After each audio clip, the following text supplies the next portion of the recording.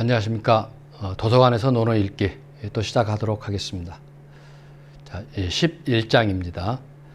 자왈, 부의가구야, 수지편지사, 오역위지, 여불가구, 종오소호. 자, 해석을 하도록 하겠습니다. 자, 그런데 이 해석을 일단 일반적인 해석을 먼저 이렇게 드리면은요. 부의가구야. 자, 부를 추구할 수 있는 것이라면 이런 식으로 생각하는 게 일반적인 해석입니다.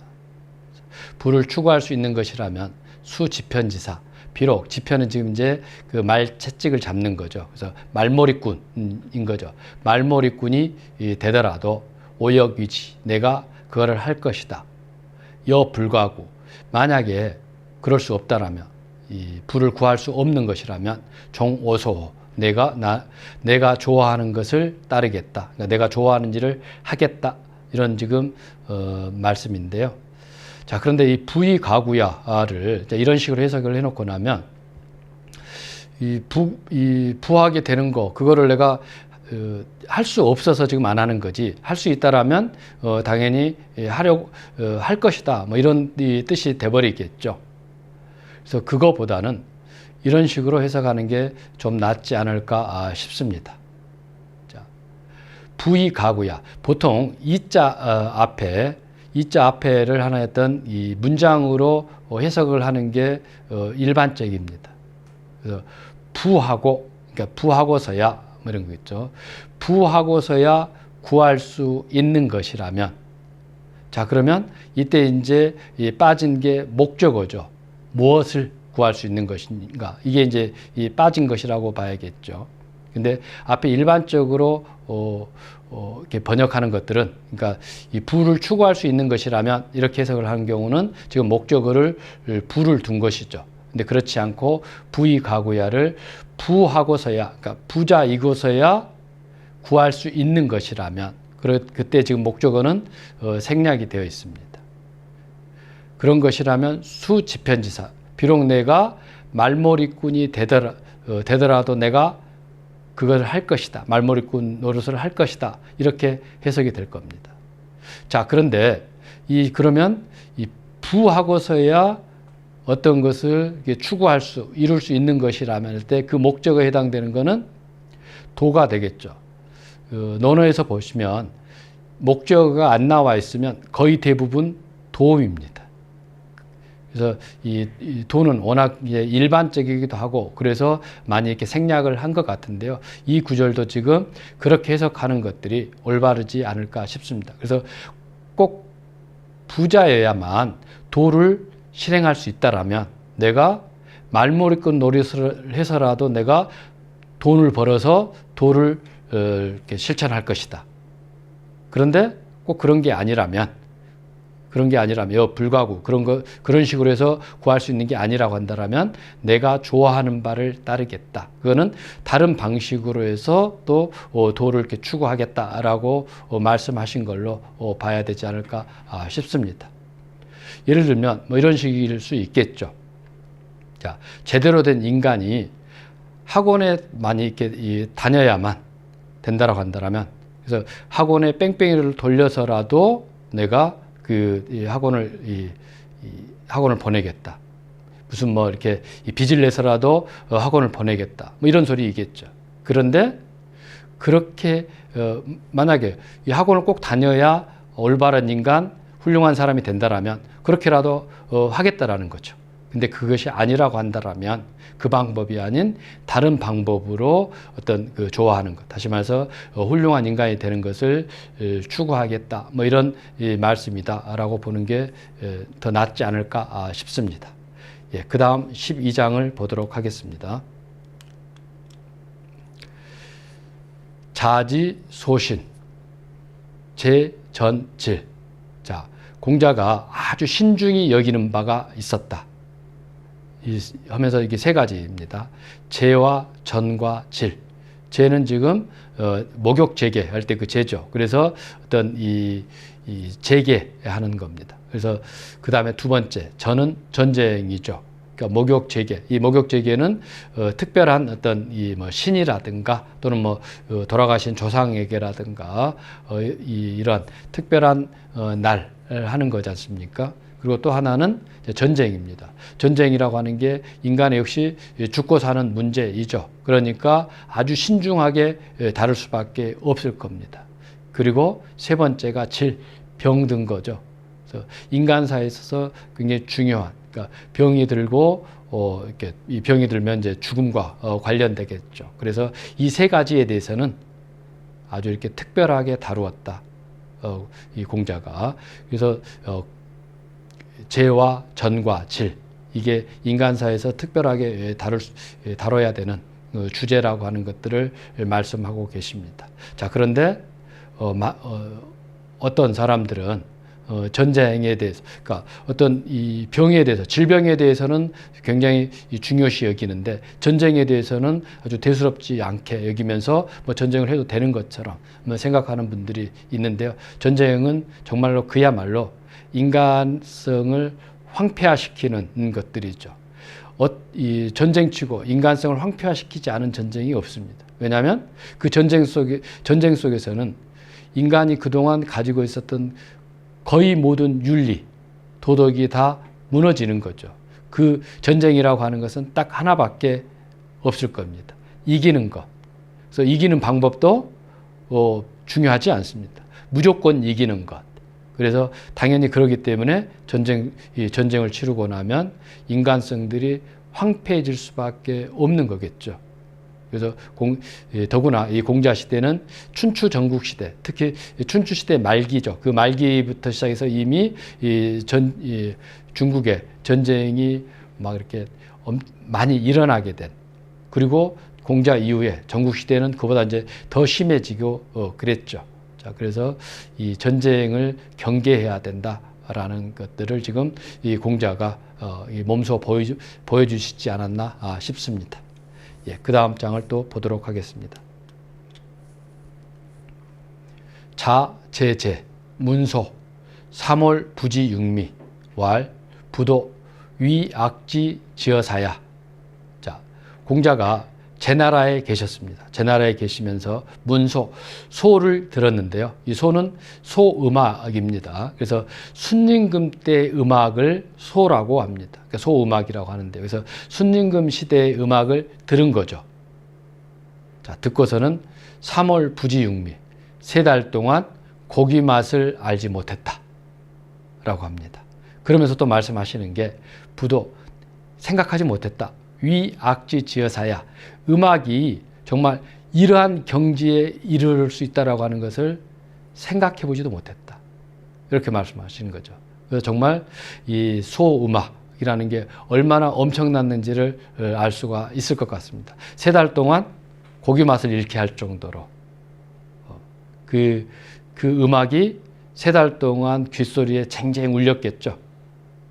그래서 정말 음악의 경지가 이런 정도란 말인가 하면서 아주 이렇게 찬탄을 하고 있는 구절인데요.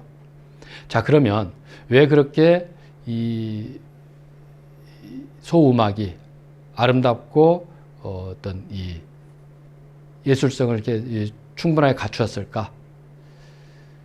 음악이라고 하는 것은 그냥 이렇게 나온 것들이 아니라 그 시대를 반영한다라고 생각을 했습니다. 그래서 그 시대가 아름다운 시대면 아름다운 음악이 나오고, 앞에서처럼 전쟁의 시대다라고 하면 아주 비통해하거나 또는 뭐 억울해하거나 또는 뭐 이렇게 이 어떤 죽이는 것을 권장하는 막 그러한 어떤 호전적인 그런 음악들이 횡행하겠죠. 그런데 순임금 시대가 워낙 태평성대였다 보니까 음악도 그렇게 아름다운 음악이 이렇게 나올 수 있었다라고 보고 있는 거죠. 자, 그래서 옛날에는 이 음악을 듣고서 또 이렇게 노래를 듣고서 그 시대가 지금 어떤 시대인가를 판단하고 그랬습니다. 그래서 이 일반 사람들이 부르는 노래, 특히 이제 중요하게 이렇게 다뤄졌는데요. 그래서 이 국가에서는 심지어는 노래를 모으로 다니는 이렇게 관직도 이렇게 두었습니다. 자, 그걸 이제 시라고 하는데요. 그렇게 모아진 것이 편집된 게 지금 우리가 알고 있는 시경입니다. 물론 그 시경에 있는 모든 구절이 다 민간에서 이렇게 불려지던 노래는 아니죠. 그런데 그 시경에 있는 풍이라는 그 파트가 있는데요. 그 풍은 다 민간에서 불려지던 요즘으로 치면 유행가 있죠. 그래서 그 노래를 통해서 당시 사람들이 어떻게 지금 생각하고 있는가를 그러니까 파악할 수 있는 그러니까 국정 자료로서 쓰기 위해서 이 노래를 이렇게 모으러 다니는 게 관직도 이렇게 두고 그랬었는데요. 그래서 또 하나는 음악이라고 하는 거는 사람에게 있어서 가장 어떤 그 감성의 깊이까지 들어간다고 생각을 했습니다. 그래서 아무 음악이나 만드는 것은 되게 경계되었었습니다. 왜냐하면 그러한 음악을 듣고서 그런 어떤 감성의 소유자가 되겠기 때문이었습니다. 그래서 너무 지나친 것, 이거는 경계되었죠. 왜냐하면 그것이 하나의 인격을 파탄낼 수도 있기 때문에 그렇습니다. 그런데 이 공자가 들었던 이 소음악은 그런 것들이 아니라 아주 너무도 훌륭해서 고기 맛을 잃었다. 아주 이렇게 상징적인 거죠. 이 고기 맛이라고 하는 것은 어떤 이 육체적인 뭐 이런 것들이지 않습니까? 정욕적인 것들인 거고, 그래서 그런 것을 잊을 정도로 음악의 아름다움에 흠뻑 빠졌다라고 하는 것들을 말씀하고 계십니다. 그런데 애석하게도 이 소음악은 남아있지 않습니다. 다만 그래서 그렇게 엄청난 음악이 있었다라고 하는 것을 전설로 지금 이렇게 듣고 있을 수밖에 없는 그런 상황이라 할 수가 있겠습니다. 예, 그 다음을 또 이렇게 보도록 하겠습니다. 염유왈, 부자 위군호, 자공왈, 낙, 오장문지, 입왈, 백이숙제 하이냐, 왈, 고지현이냐, 왈, 원호, 왈, 구인이 득인 우하원, 출할, 부자 불이야. 자, 일단 먼저 해석만 쭉 하도록 하겠습니다. 염유가 묻습니다. 공자 제자죠. 부자 위군호, 부자는 이제 공자죠. 그러니까 이 선생님이 위나라의 임금을 위할까요? 다시 말해서 위나라 임금 편에 설까요? 뭐 이런 소리입니다. 그러니까 자공이 듣고 그래 오장문지 내가 물어봐야겠다. 그러고는 이제 들어갑니다. 들어가서 이 공자에게 묻는 게 백이숙제하이냐? 백이와 숙제는 어떤 사람입니까? 라고 묻습니다. 자, 지금 묻겠다라고 하는 게 공자가 위나라 임금 편에 설까요? 라고 하는 걸 지금 묻겠다고 들어가 놓고는 질문하는 게 엉뚱하죠, 지금. 백이숙제는 어떤 사람입니까? 라고 묻고 있습니다. 그러니까 공자가 대답합니다. 고지현이냐? 옛날에 현인이지, 어진 사람이지? 라고 말을 합니다. 그러니까 또 이렇게 자공이 묻습니다. 왈, 원호. 그럼 원망을 했습니까? 왈, 구인이 득인. 인을 추구해서 인을 얻었는데 우하원 또 무슨 원망이 있었겠는가? 자, 여기까지 이제 대화가 끝났습니다. 그리고 자공이 밖으로 나와서 말하기를 부자 불이야. 선생님께서는 위나라 임금 편에 서지 않을 거야. 라고 말을 했습니다. 자, 이게 굉장히 엉뚱하죠. 왜냐하면 지금 이 위나라 임금이라는 말은 공자와 그 자공 사이 속에서 뭐 이렇게 뻥긋도 하지 않았지 않습니까? 전혀 엉뚱한 백위숙제 이야기가만 됐죠. 그런데도 지금 자공은 그 대화 속에서 충분히 공자가 어떤 태도를 취할 거라는 것을 알게 되었다라고 하는 거죠. 자, 이건 지금 이제 그 역사적인 어떤 이 맥락이 있는데요. 앞에서 제가 그 위령공, 그 다음에 남자 이런 얘기를 했었죠. 위령공의 부인 남자 얘기를 했었죠. 공자가 만나게 됐던 그 남자가 이제 위령공의 부인인데요. 되게 어떤 이 소문도 안 좋고 또 자기 어떤 멋대로 행동하는 것들이 많이 있었다라고 그랬죠. 자, 근데 위령공의 아들 중에 괴가 있습니다. 근데 이 괴라는 그 아들이 물론 이제 그 남자는 자기 친어머니는 아니죠. 그래서 근데 이제 이 안 좋은 행실도 안 좋고 또 소문도 안 좋게 나고 그러니까 이 괴가 남자를 이렇게 견제를 합니다. 그래갖고 어떻게 하면 그 행동을 뭐 제지할 건가, 심지어는 이제 몰아낼 건가, 뭐 이런 생각들을 하는 거죠. 자, 그런데 유령공의 부인인 남자가 그런 것에 이렇게 호락호락 당할 그런 사람이 아니죠. 호락호락을 당한 사람이라면 그렇게 뭐 이렇게 이 연문을 뿌리고 다니지도 않았겠죠. 그래서 괴가 오히려 당합니다. 그래서 괴가 망명을 갈 수밖에 없는. 그래서 그 나라에서 이렇게 떠나서 다른 나라로 이렇게 망명을 떠날 수밖에 없게 되었습니다. 자, 그러고 나서 얼마 있다, 좀 시간이 지나서 유령공이 죽습니다. 자, 그러면 이제 유령공이 죽었기 때문에 그 뒤를 누가 했느냐? 당연히 지금 괴에게 그 자리가 와야겠죠. 그런데 그 괴는 이 유령공의 부인인 남자, 이 실권자죠. 남자의 눈밖에 나가지고 다른 나라로 이렇게 떠날 수밖에 없었지 않습니까? 그래서 괴가 왕을 이렇게 잇기는 일단 쉽지 않았습니다. 그렇긴 하지만 순번이 지금 괴가 타고 있는 거죠. 그래서 이 위나라에서는 괴 대신에 괴의 아들인 나중에 이제 출공첩이라고 하는데 출공첩을 이 왕으로 세웁니다. 아주 어린 거죠. 그러니까 남자라는 그 사람 이 부인에 따른다면 지금 손자뻘인 거죠. 손자인 거죠. 그런데 지금 문제는 그러니까 출공첩의 아버지인 괴가 다른 나라에서의 망정 눈이 시퍼렇게 살아있고 심지어는 자기가 왕을 해야 되겠다라고 생각을 하고 있다라는 겁니다. 그러니까 지금 위나라를 자기가 지배해야겠다라고 생각을 하고 있고 그걸 또 품고 있을 뿐만이 아니라 공작을 막 펼칩니다. 그래서 들어오려고 하는 거죠.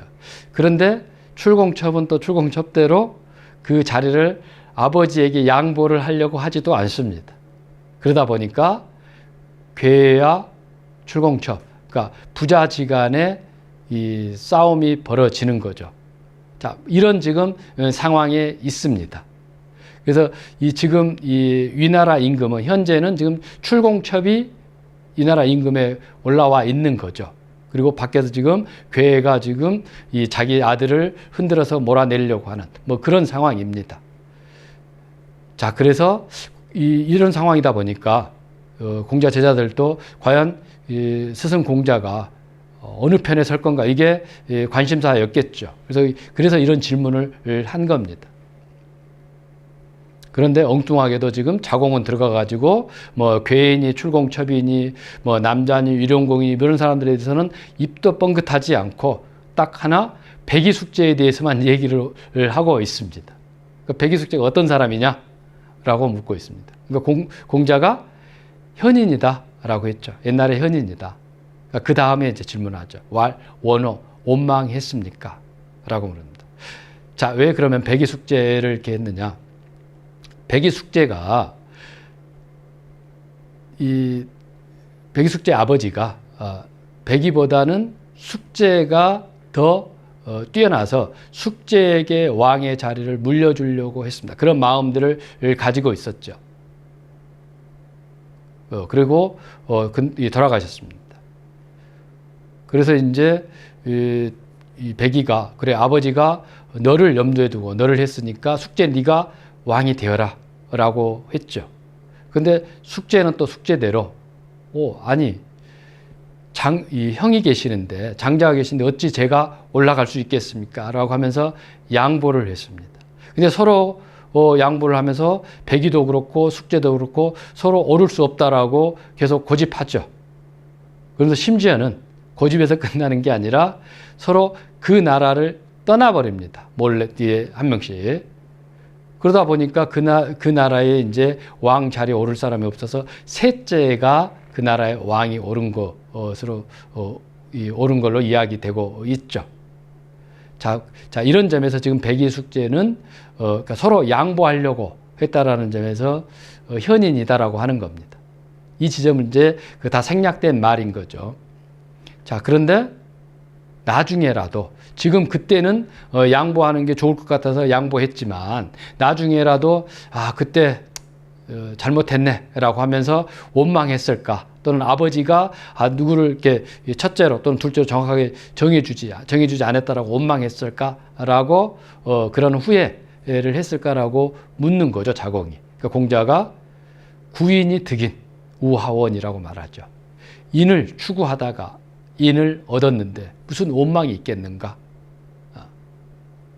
자, 이 소리는 백의 숙제의 행동이 그때 올바랐을 뿐만 아니라 그 이후에도 아주 충분히 훌륭했다라고 지금 말을 하고 있는 거죠. 그리고 백의 숙제 자신들도 이렇게 만족했을 것이다. 그렇게 얘기를 하고 있습니다. 자, 이런 걸로 놓고 본다라면 결코 백의 숙제가 지금 그 괴와 출공첩 사이에 있는 서로 이렇게 부자지간의 이 자리 다툼을 하고 있는 여기에 끼어들지 않을 거라는 게 너무 뻔한 거죠.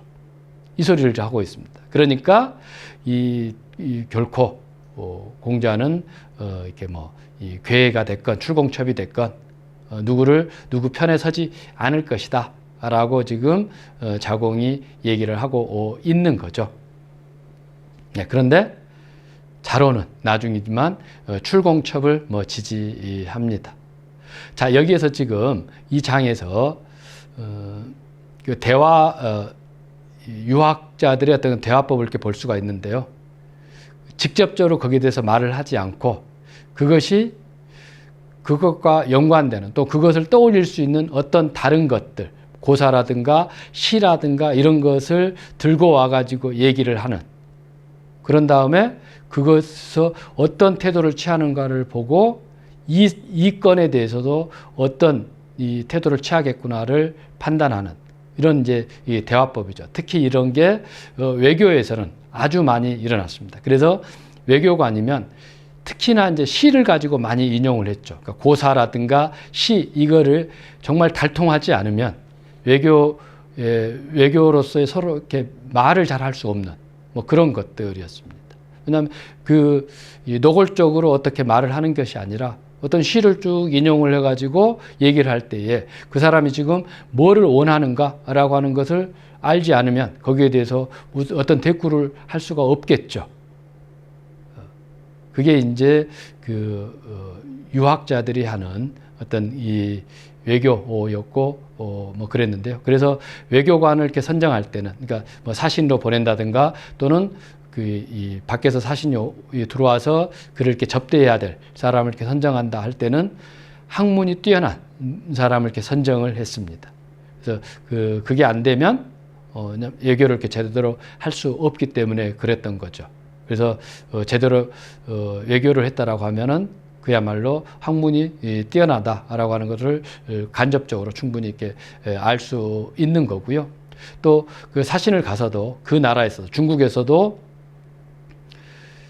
이 학문이 뛰어나면은 인정을 해줬습니다. 근데 뭔가 이렇게 조금 떨어지는 것 같다라고 하면은 그냥 이렇게 무시하고 별로 이렇게 대우를 해주지 않았죠. 그러나 학문이 뛰어나면 확실히 그는 대우를 해주고 그 사람에게 어떤 걸맞는 어떤 이 칭송을 이렇게 부여하고 그랬었습니다.